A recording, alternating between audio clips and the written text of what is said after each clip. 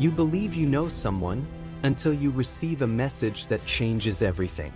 After 15 years of marriage, my world turned upside down in a matter of seconds. A simple text message, and everything we had built crumbled. What did I do? I simply respected the terms she herself imposed. And what happened next was a true emotional and financial chess game.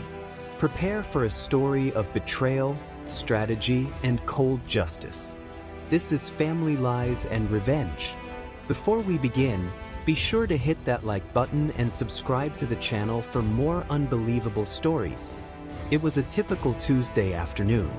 I, Ethan, 42 years old, was immersed in spreadsheets and deadlines at work. My phone vibrated. It was a message from my wife, Olivia, 39 years old. Relentless. Ethan, I want a divorce. All communication from now on should only be through my lawyer. Here are their contacts. Just like that. No discussions. No warning. The night before, we had dinner together. We had talked about weekend plans. Everything seemed normal. Or not. Maybe I just didn't see the signs. I stood there, paralyzed, reading that message over and over again. In seconds, I went through the pain, the anger, the disbelief, but something inside me calmed down. She set the rules. I simply followed them. I replied with a single word, understood. If she wanted to be formal, I would be formal. Olivia had credit cards linked to my accounts as an authorized user, not as a co-owner. I went into the banking apps, canceled all the cards she had access to. The monthly allowance I transferred to her account was immediately suspended. Netflix, Amazon Prime, Spotify, all accounts in my name? Passwords changed. Devices disconnected. The car she drove? A lease in my name. I didn't cancel the insurance immediately. It was a big responsibility, but I started the process to transfer or terminate the contract through my lawyer. Everything done in 30 minutes. Not out of revenge, but because without marriage, there were no more informal obligations. An hour later, I received the contact information for her lawyer, this Mr. Peterson. I forwarded everything to my lawyer, the brilliant Miss Cole, and initiated the process of protecting my assets. I arrived home that night. Silence. She was gone. The drawers, the closet, she had taken everything she wanted. 72 hours later, the phone rings. A known number. It was Mr. Peterson, her lawyer, with a worried tone. Your wife has no access to funds. This is unacceptable. I remained calm. I explained that she had demanded communication through lawyers and that informal arrangements were suspended. He demanded immediate financial support. I firmly said, everything will be handled formally, through your legal channels. No improvising. For the first time, I noticed something different. Panic on the other end. Olivia, so confident in breaking everything off without warning, was now feeling the weight of her own choices. And the war began. The following week, her lawyer filed an emergency motion for alimony, demanding an absurd amount. They wanted me to pay rent, bills, insurance, and still finance her old luxuries. My lawyer countered everything.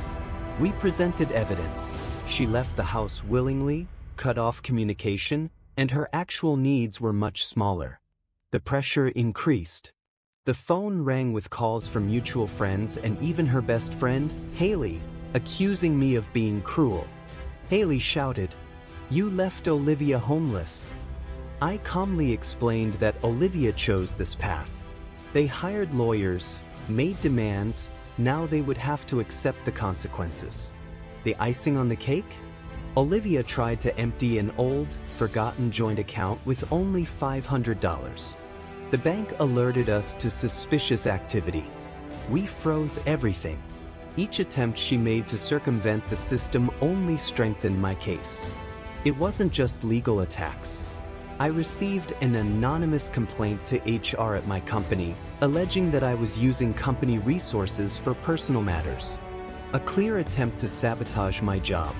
Fortunately, my superiors trusted me. They quickly investigated and found nothing. Olivia also tried emotional manipulation.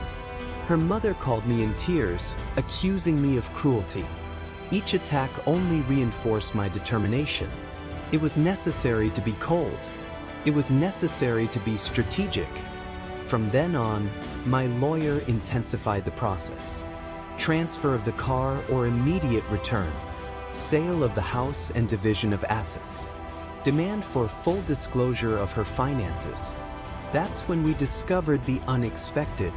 Olivia had a secret savings account and inherited stocks. Hiding everything while crying poverty to the court. The judge was not impressed with her maneuvers. The attempts to drain forgotten accounts, to sabotage my work, and the Victim Act all weighed against her. In the end, the final settlement fell far short of what she dreamed of. Fair division of assets, slightly favorable to me. Alimony for only 2 years. Each party paying their own lawyers. Olivia left without the car and in a small apartment. Haley? She distanced herself. The mutual friends? They disappeared. Olivia had dug her own emotional and financial grave. Today, months later, I am stronger than ever. I maintained my integrity, kept my job, and above all, I learned to never again ignore subtle signs of contempt and betrayal. Olivia wanted cold formality? She received it, and with interest. And the best revenge? Was not seeking revenge at all. Just letting reality do the work for me. If you enjoyed this story and want more real accounts of betrayals and twists, subscribe now to Family Lies and Revenge. Leave your like, share this video with someone you think needs to hear this life lesson. And remember, sometimes justice doesn't shout. It comes in silence, cold and inevitable. See you in the next story.